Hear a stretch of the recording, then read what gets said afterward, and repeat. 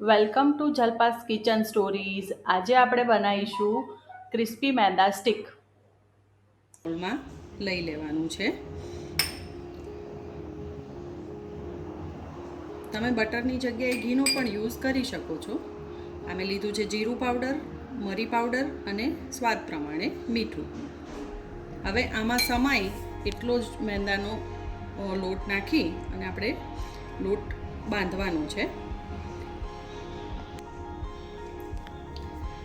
આવી 2 વાડકી મેંદાનો લોટ જશે અને આવું મુઠ્ઠી પડતું મણ રાખવાનું છે, જેનાથી આપણી સ્ટીક ક્રિસ્પી બને.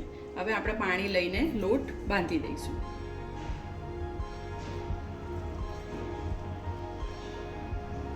જુઓ, લોટ બાંધેલો તૈયાર થઈ ગયો છે. પરોઠા જેવો લોટ આપણે એનો રાખવાનો છે. જુઓ, મેં લોટનો લુવો તૈયાર રાખ્યો છે. હવે આપણે એને વણી લેવાનું છે. બહુ પતલું વણવાનું નથી.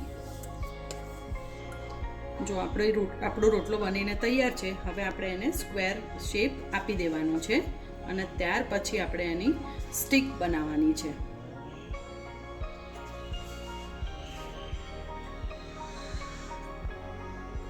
મેં આવી ઊભી લાઈન કટ કરી લીધી છે. હવે આપણે આડી લાઈન કટ કરી અને આપણી સ્ટીકને રેડી કરી લીધી છે. હવે આપણે એને તળવા માટે લઈ જઈશું.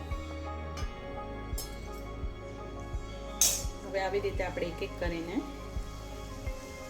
તળી લઈશું. ગેસની ફ્લેમ બહુ ફાસ્ટ રાખવાની નથી.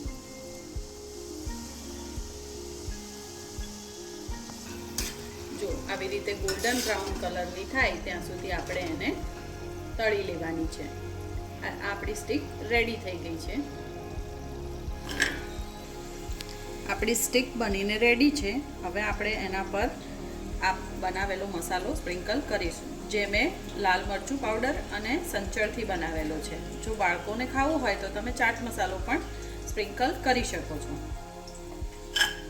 આવી રીતે હલાવી દેવાની અને હવે સર્વ કરવા માટે રેડી છે. આપણી રેસીપી બનીને તૈયાર છે. જો આ રેસીપી તમને પસંદ આવી હોય તો સબસ્ક્રાઈબ, લાઈક અને કમેન્ટ જરૂરથી કરજો.